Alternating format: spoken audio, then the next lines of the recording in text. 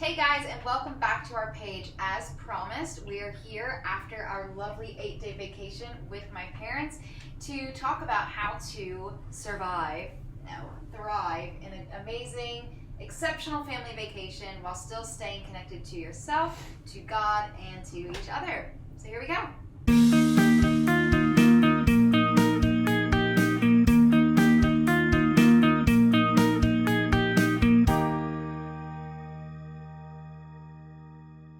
Okay guys, so as I just said, we just had an amazing 8-day vacation with my parents, and it was a great time. It's a good time.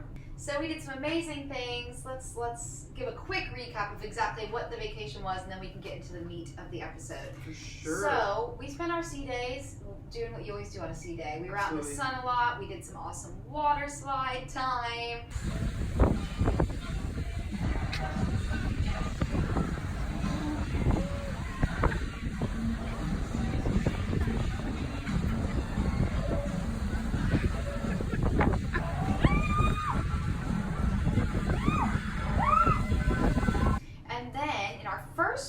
Which was San Juan. We had an amazing day. It was walking crazy. Around the city. It was the day after the day after the governor announced that he was stepping down, which actually he's stepping down today. Wow. So it was a huge deal. Crazy. Everybody, I mean, we have another video that we'll put the link down below. in the description of that so day. So you can see what that day was like, but it was one of those days where as it was happening, I literally kept saying out loud, this is going to be in a history book someday. It was very cool. My parents love San Juan. They've been a couple times before cruising with me and my sister, so we had an amazing time. We walked around the fort, which was amazing, and I have a funny story about later. And then we had an awesome meal. Amazing what's that place called? LAO? Yeah, I think it's La O. Okay, LA_O. And it's got the best pizza unbelievable ever. And Asiago chicken breast, yum. Next day was St. Thomas. Had an awesome beach day. So we went to one of our favorite beaches, which is only like a 10-minute taxi ride from the port where we dock, and it's called Emerald Beach Resort. And it's a hotel, but they actually have public beach access. So anybody can go there. You don't have to be staying at the resort. We've been to almost every beach there is in St. Thomas, and that's always been one of our favorites. Yeah, it's beautiful. The water's clear. The water's great. It's never super busy because I don't know that many people know. I mean, if you walk in, I would never just walk into this resort and think I could go to the beach. Right. So it's incredible. My parents kept saying, is this really free? We went to this amazing little cafe called Barefoot Buddha. It's one of our favorite places there. Every time.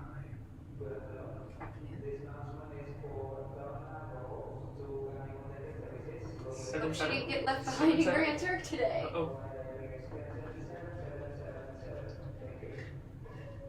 So anyway, we went to Barefoot Buddha, had a smoothie later in the day at our favorite smoothie place, Lilica Smoothies. We'll link all these down below in case you ever go to St. Thomas. Best smoothie Check them out. in St. Thomas. And then the next day was Grand Turk, which we got off the ship. My parents packed dog treats to give the dogs in Grand Turk. One second, I think Jeremy still has the dog treats, which hilariously enough, our friend came over our cabin the other day and was like, why do you have dog treats?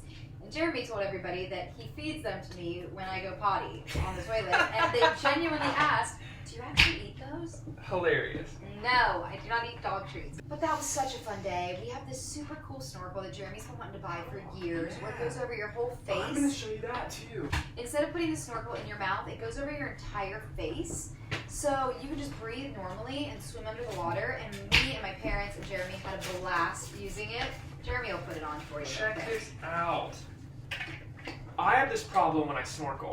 I like facial hair, and so whenever I put a mask on, my mustache stops it from sealing, so I always get water in it. So I've always been curious about these things. It goes over your face. Scuba Steve. And I can't figure it out. Hang on. And it seals to your entire face. And you kind of feel like Bane from Batman. It's pretty cool contraption. Really cool. I'm going to link to one of these in the description because everybody should buy one. It made snorkeling fun. We hung out at the pool for a bit, and then we got back on board. Yep. Played some Yahtzee. Absolutely. Ate some food again. And then it was back to work time. The sea days, back to shows, normal. We tried to stay present to really see what lessons there were to be learned, to see how we've grown as people, what our new relationship is with my parents now that we're a married couple and that we're really trying to define ourselves as such, our own separate family. So one of the biggest things that I personally dealt with while on the cruise was balance. And while I know ultimate balance is not really achievable, it's not about everything being perfectly balanced. What I mean by that was making sure that there wasn't something way out of balance to where it was taking so much focus that it was pulling away and retracting from the others. And the areas were spending time with my parents and my family, because that is what the week was about. So I wanted to make sure that I gave that as much, attention and focus as possible. But also maintaining my own personal health with my morning routines and my quiet time and my prayer and my health and exercise type stuff. And then also taking time for our marriage. Mm-hmm. There were some things that we did good at and some things that we did not so good at to maintain that balancing act. It was a learning experience. Absolutely.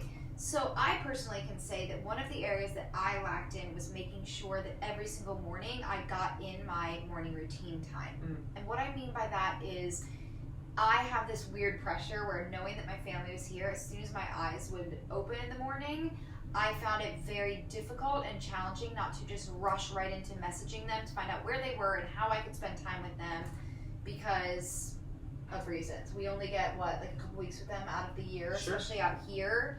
So I wanted to, there were certain days that I gave into that temptation and immediately ran off to be with them. And then there were other days where I gave myself the time. And of course I did a little bit more of an abridged morning routine, but I made sure I had to get in all my elements, my mental elements, my spiritual elements, and my physical elements, to really make sure that I was centered in who I was before going into the day with other people. And I can confidently say that during those days is when I showed up best for everybody else. I think another huge lesson that I was able to learn or reiterate for myself really was that the days where I kind of went with the flow more and had lower expectations were the days that were the best. Yep. The days where I tried to plan everything and how it could be the perfect day, from where we began our day to what show we saw to what we ate that day to what we did in the port. Those were the days that a lot of time pressures happened and stress, and it never went that way. It never went how I saw it perfectly going. To where the days where I vaguely had a general idea, those days were incredible. And they you have a structure, but it's not so detailed that it causes so much stress if everything doesn't go according to plan. Yeah, it was a structure to freely operate within, and then that left room for the beautiful parts of life. Absolutely. Which is a huge life lesson. Do that all the time. Yeah, set the bit of structure that you definitely need, to not just follow the goals, follow the roadmap, but leave the room for the good stuff, because the good stuff comes in those in-betweens. If you're trying to plan every single minute, you're going to miss all the good stuff. Absolutely. Okay, so another amazing lesson that we were able to learn and operate with was taking something that could be seen as a negative and flipping it into a positive. So, when we were in San Juan, Jeremy had some business to take care of. Yeah. But my mom, dad, and I took this giant fort walk, which we've taken all 3 times we've been to San Juan. Really cool walk. It's an amazing walk. And as we walk around, once you get to the final little loop, you walk up a bunch of stairs, and then you can go up onto the top of the fort. So we get to this area. It's right before the sunset. And we go up to the gate, and it is locked. And it says it was locked at 6 p.m. And it was 6:08 when you messaged me saying we're locked out. Yeah. So, old Paige would have been like, oh no! My day is ruined. My day is ruined. This is awful. Let's all be in a bad mood and huff and puff our way back to Puerto Rico. Oh no. But I instantly was like, guys, it's going to be a blessing. This is a blessing, and there's a reason this is happening, so let's own it and let's live it. And on the walk back, we found this amazing overlook deck that we hadn't seen before, and we got some awesome photos and videos out there. We watched the sunset the entire walk back along the water, had some great conversation. Not to mention, we were only 15 minutes later than we were meant to be for dinner. We still went to that amazing pizza place. So good.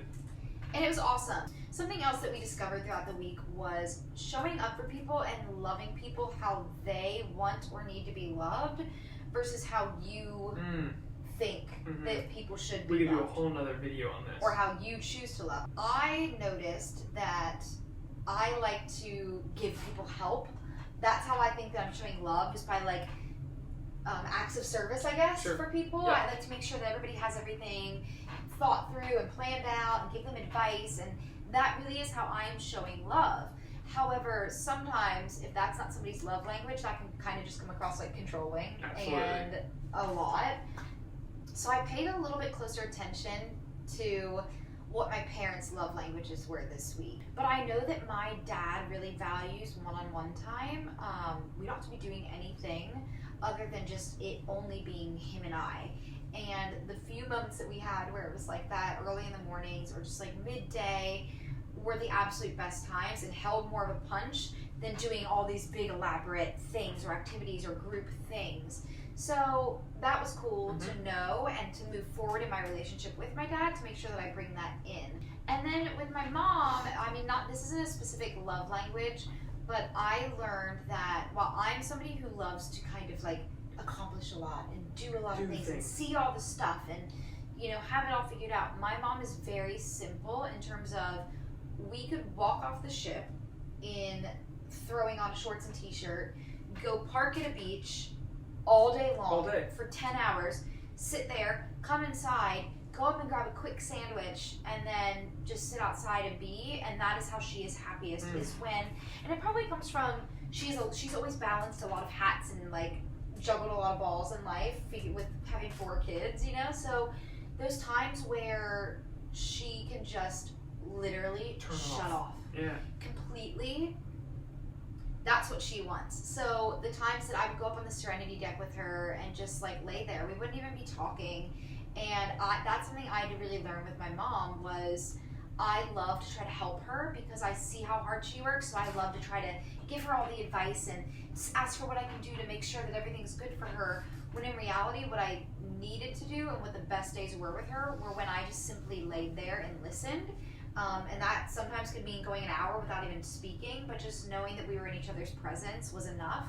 And then listening and responding to if and when she brought something up. So just noticing that she finds pleasure in relaxing and simple activities, I think I'll bring more of that into my relationship with my mom when I go home. And then I think the last thing to talk about, which is probably the most important thing in this topic, is how we were still able to operate together during that time. We still treated each other and operated with each other the same way we do when nobody else is here and where it's just us during the day.